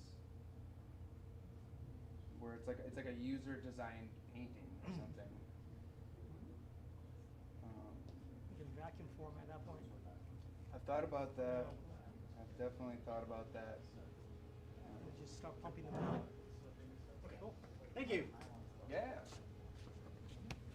All right.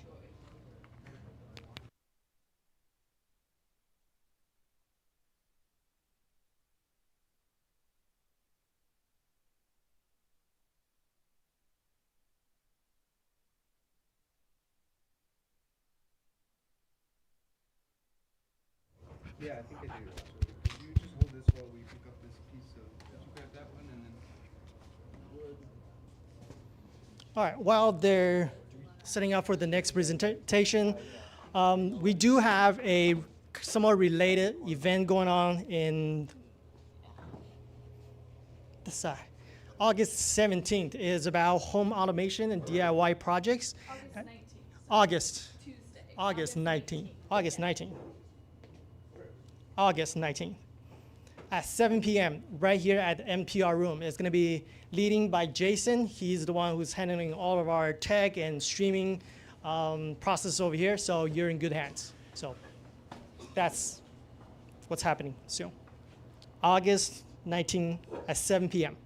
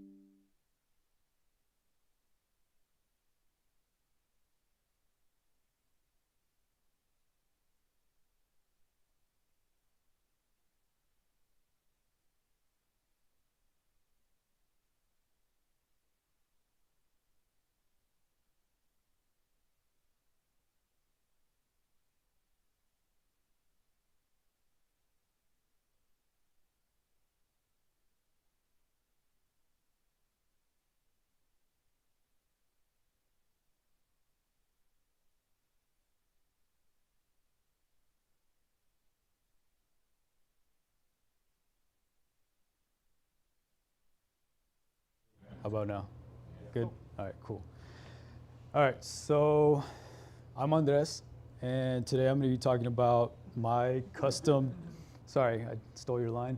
I'm going to be talking to you about my custom brake press die. So this is my custom brake press die, and what I was thinking about doing was passing one in the front and then the other in the back, and then y'all could kind of just, so this is the top, okay.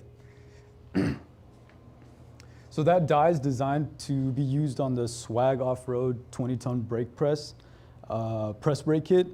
And if I just press escape to, okay, yeah, never mind. Where's the mouse? I pulled it up earlier. There it is. Yep. So that's the press brake. And I was using Joe No's hydraulic press at his shop. So I designed my die around this brake. Let me go back to the presentation.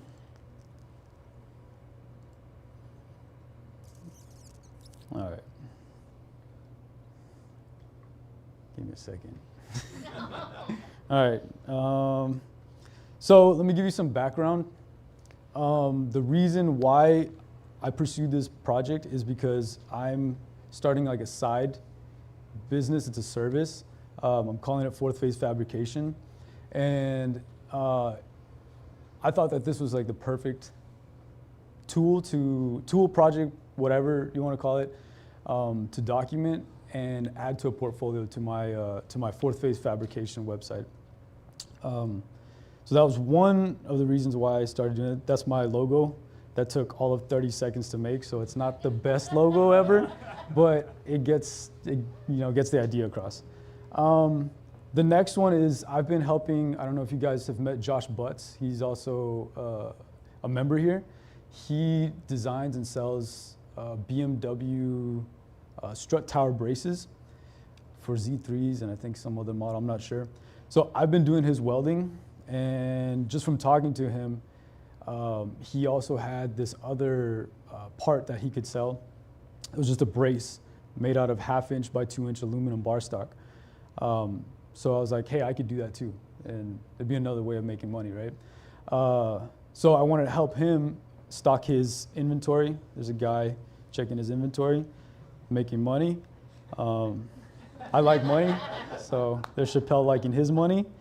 And right, so I wanted also, like I said, put stuff up on my portfolio so I could showcase my design and manufacturing skills, right? So that's kind of a background why I pursued this project.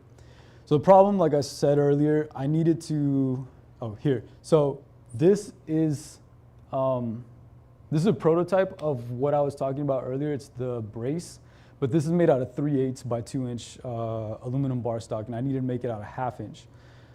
So a little bit thicker. I didn't bring a piece with me, I should have.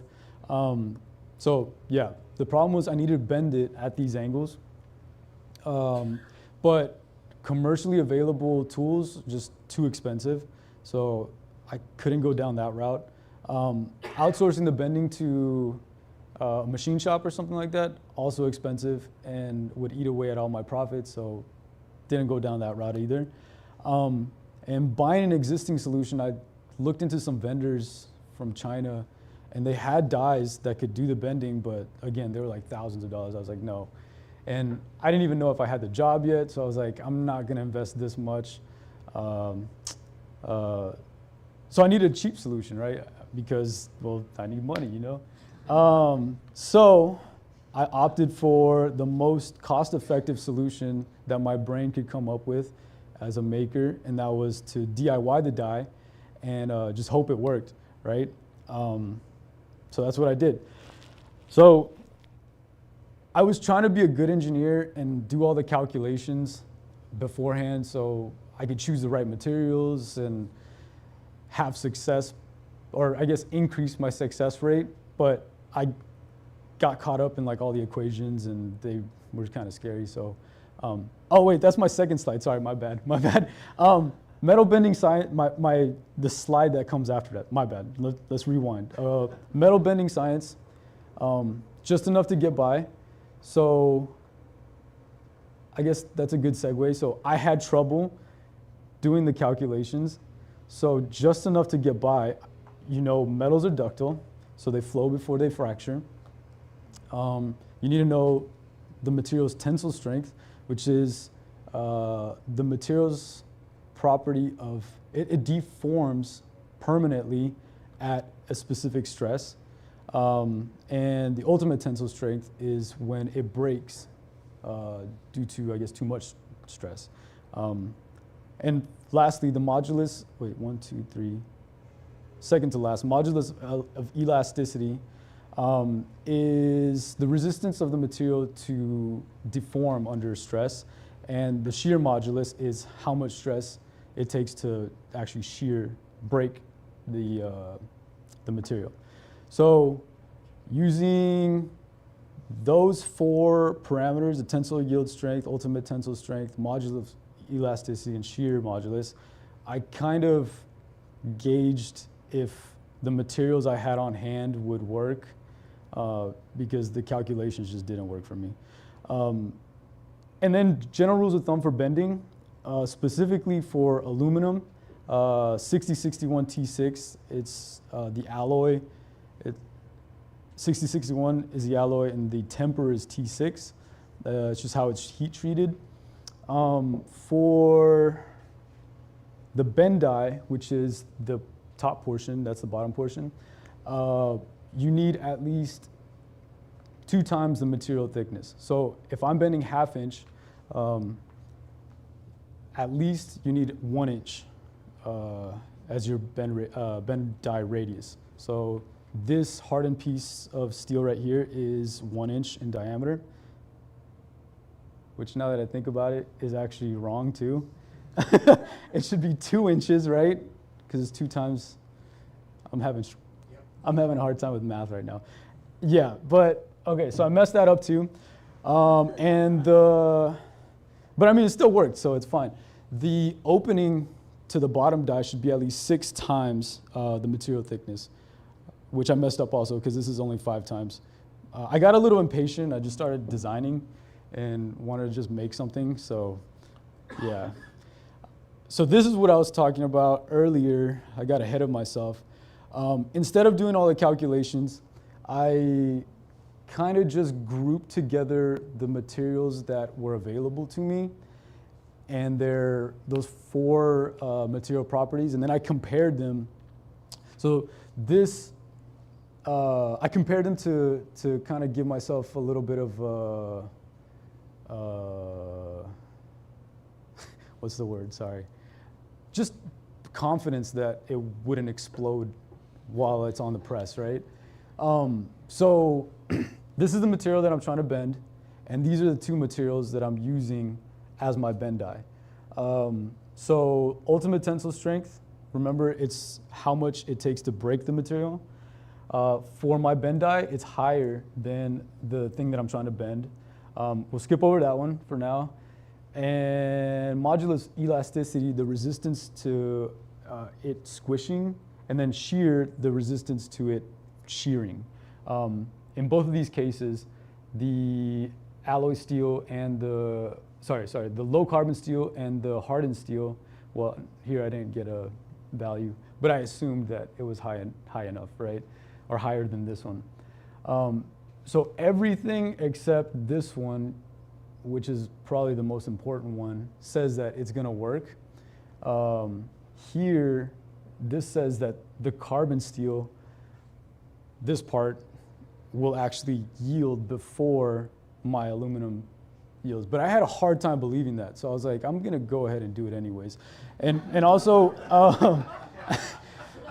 also I was compressing, like my intuition was telling me like there's no way, because I'm compressing a collinear to the grain, whereas the aluminum bar stock is being bent perpendicular to the grain. So in my mind, I was thinking like, yeah, the aluminum is going to give way before this does. So yeah, I tried it.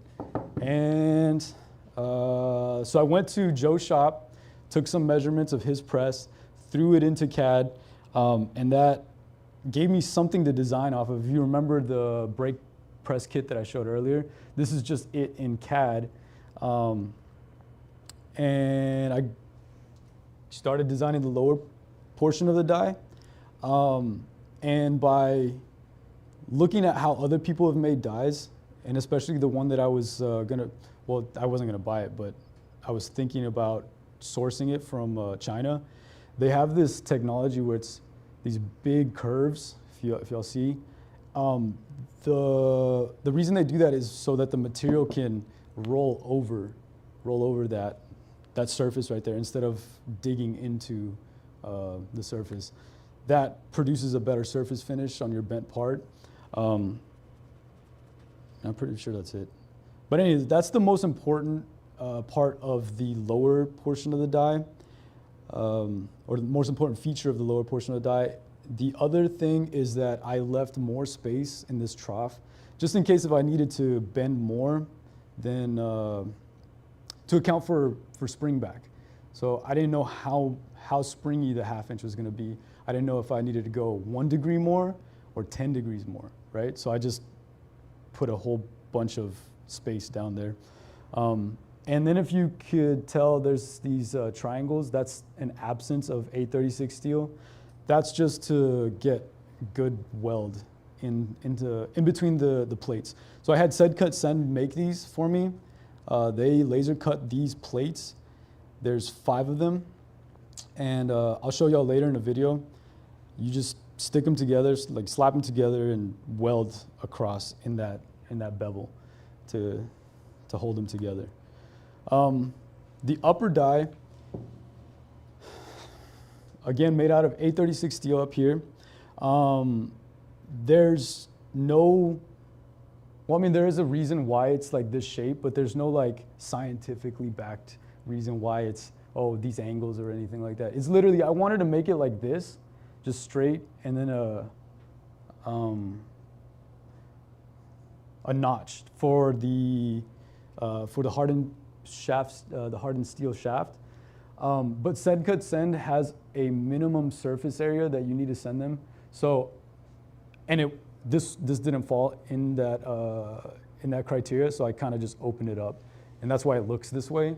But there's no reason it has to look that way besides Cut Send not letting me cut it.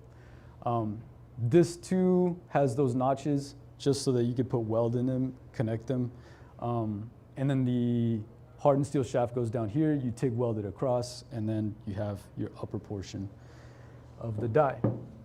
And then this is all put together. That just shows you the upper die mounted in the ram of the press, and the lower die in the bed of the press, which is just a I think it's 2x2 steel channel. And I had something clever to say, but I forgot it. So here's a video. Oh, I remembered it, but I'm not gonna say it anymore. It's just, no, it's not gonna work. Here's a video of the build process, so enjoy. Oh, damn, it's not gonna work. I need to, it's not gonna work. I have a video. Okay, so anyways, I had a video of me just explaining what I talked about, how actually, can we get that video on there for? Seems like you have to log in. Yeah. Where is this video coming from? It's on my drive. Oh. Can I bring my computer up here? I'm so sorry, I have 6 minutes left. Can you log in? On my computer. I don't know my password. Okay. I'm sorry.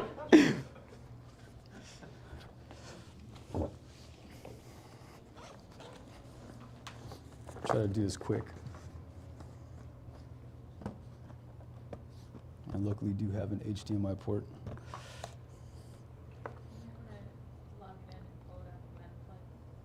Yeah.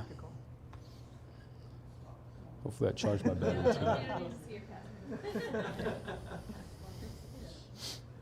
I guess, does anyone have any questions while my computer's booting up? It's gonna take a while. You said send, cut, send? Send, cut, send, yeah. Is that a business that you? Yeah, so they have they do machining, fabrication, bending, what else do they do? They do tapping. Look into it. It's just, the old company I worked for, they used it all the time because they worked with sheet metal a lot. Here. What was your question? Sorry, I don't think I'm. Yeah, I think you. Okay. Yeah, look into it. So all this is to create that aluminum thing that you're trying to help sell. Yeah. And that's happening? You've already commercialized this? Does it work? This? No, whatever you're trying to sell for the BMW thing. My computer literally just crashed. I'm so sorry. That's the second part of the question. Were you trying to be comedic? Like, it's amazing. Like, no, it's comedic genius in some sense. Like, I actually am a terrible. I was so nervous sitting over there. I hate presentations, awesome. but I was gonna give it my best. Yeah, thank you.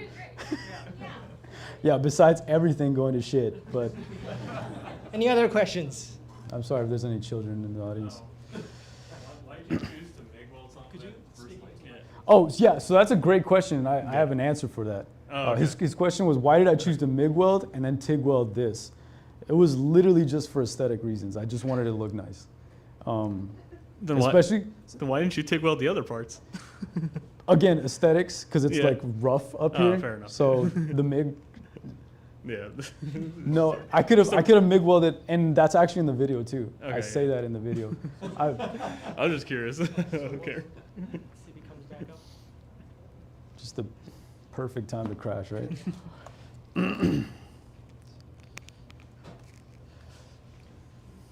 Yeah, but if anyone has any other questions, I'll try my best to answer them. Just a clarification, you mentioned that those profiles that you cut were laser cut to make Yeah. that? Is These there a are- laser these are on site that will cut through that? No, these are from Send Cut Send. Oh, okay. Well, I mean, yes, there is one, but I don't know if it's up yet.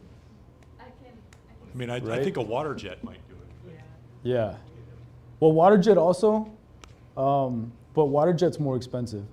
I don't think Send Cut Send uses water jet. They do laser cutting, bending. They have a whole bunch of services.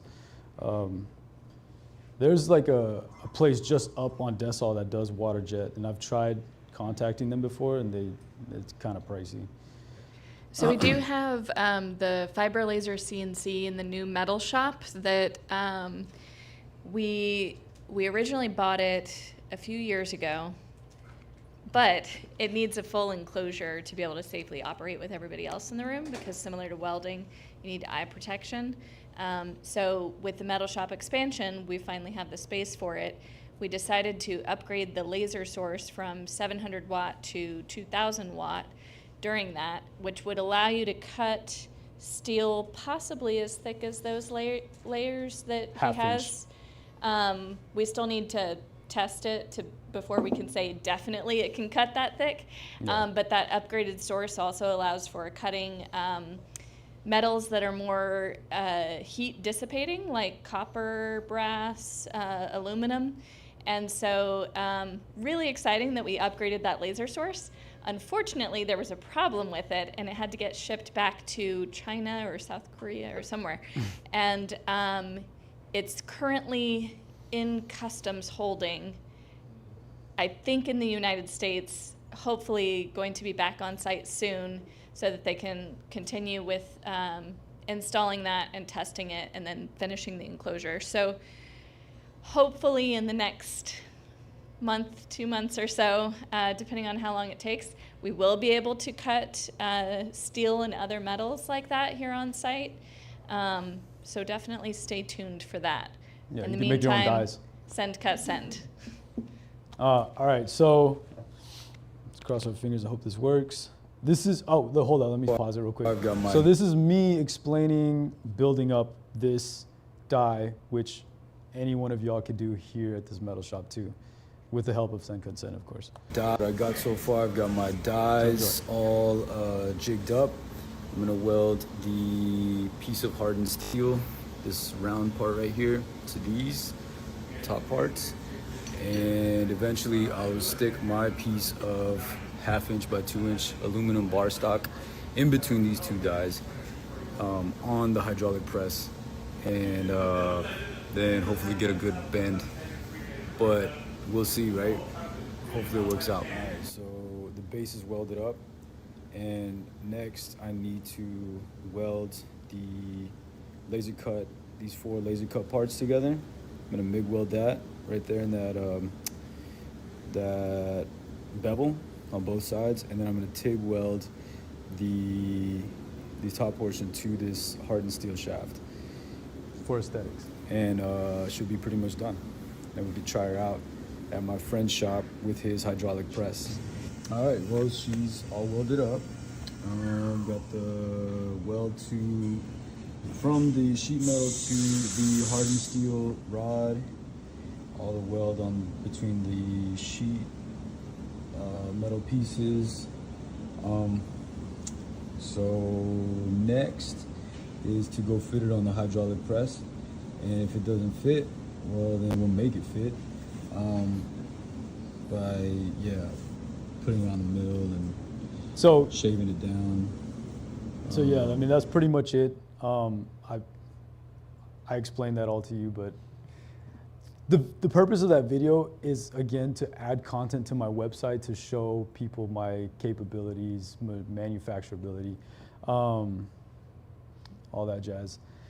But yeah, that's pretty much how I built it up. And like I said, anyone here could do that here too. And next is actually testing. I have a video with me and Joe testing it at his shop. And that's a piece of 1/2 inch bar stock. We have that angle gauge clamp to the piece of bar stock. I know you can't see the digital readout, but I was bending it to like 16 degrees. 12. And it's not exploding, so it A worked. little bit more. Hold still. Tiny bit more. Is that spring back, or is that it's just losing pressure? No, keep going. One more. Oh, is it I'm over. 16? All right, let it go.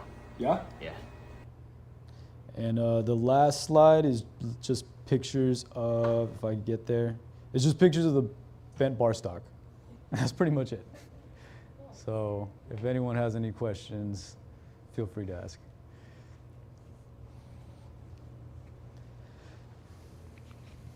You mentioned the spring back there. Yeah. Did you actually experience any? And then There's like 1.5 degrees. I went through a bunch of like pieces of 1/2 inch by 2 inch, yeah, and it's about 1.5 degrees. It's not much.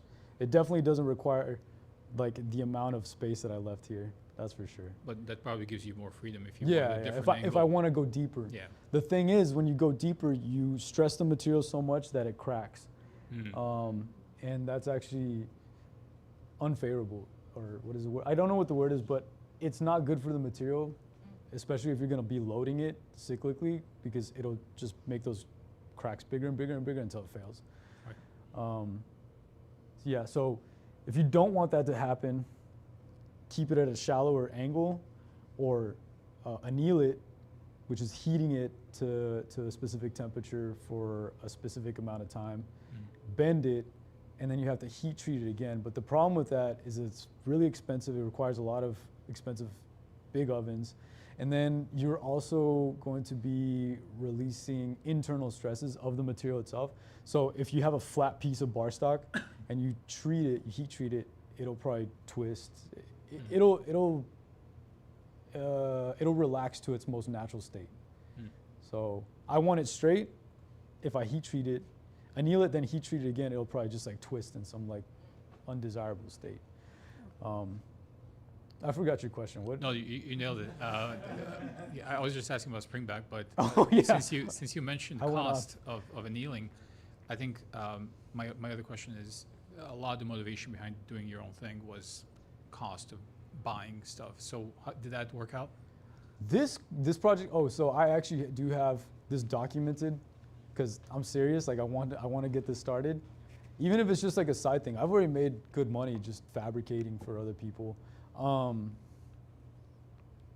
Cost. So this only cost me, Send Cut Send was $50. The die from McMaster was $8. And then my membership, and it took me like 2 hours to make.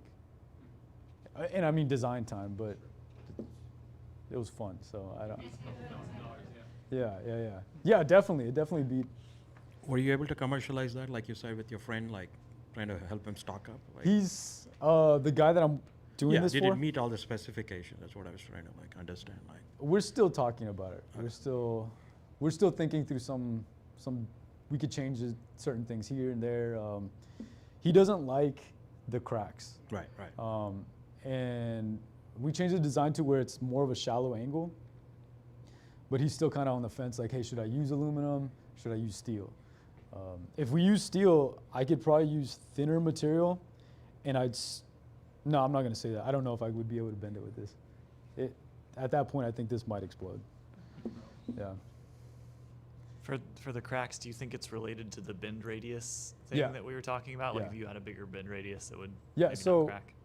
If you remember ultimate tensile strength, so if you imagine the underside of the bend, right? This side of the bend, that's being pulled apart.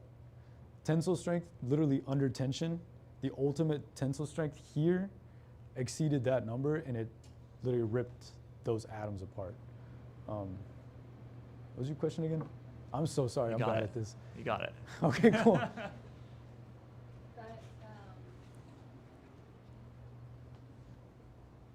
What you explained just there about the break, the tensile the tensile pressure on that side just made me realize, like, the thicker your material, the more difference that you have in the tensile pressure of like one side versus the other side. Even. So this is under compression and this is under tension, and there's some region within it under where no tension. Yeah. So it's literally going from tension to compression. I don't know anything about metalworking, so you're just kind of blowing my mind on a lot of things. Cool. I was also wondering on springback, is that kind of a constant, or is it like if you try to bend it more, then you get more springback, versus if you weren't bending it as much, you would get less springback? Is that, do you know? It's dependent on the material, its thickness, its length. It's dependent on its temper. It's dependent on a lot of things. And like, does the angle also change how much it will, or is it kind of the other factors? And if you bend it a bigger angle, it doesn't spring back more or less? So it's also the angle. So materials have their yield strength. If you, not their ultimate yield strength, but their yield strength. If you take it to the yield strength, it'll actually work harden.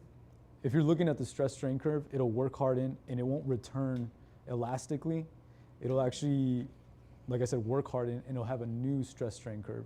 And if you continue doing that, it'll just get harder and harder and harder until it becomes brittle. I don't know if you guys have ever played with a paper clip. You just move it until it breaks. That's that phenomenon.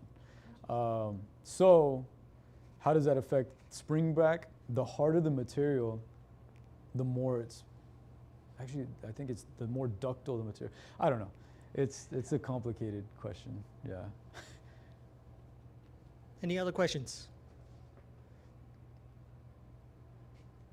Great. Well, thank you, Andres. Cool. Yeah, thank you. Thanks. Thank you. All right, so before we wrap up, I just have a few announcements about future events. One, we still have a few slots on our last weeks of summer camp, so help us spread the word. That's happening in July 28th, that week. We have one in the morning, one in the afternoon. And next Saturday, we have a paint your own yard sign event happening from noon to 2 p.m. We have all the material and paint set up, so just show up, and it's all for free and open to public. And both tomorrow's next Saturday and Sunday's raccoon glazing demo event are being covered by Austin PBS. So if you want to get famous, bust out your best dance moves. That's the opportunity. And that's it. Thank you all for coming. Thank you all the presenters for all the time prepping and sharing your knowledge with us. I want to thank all the people who's working behind the scenes, like Valerie, Jason, all the volunteers that showed up and making it happen. And lastly, all you for showing up and have a conversation with us. So till then, see you next time.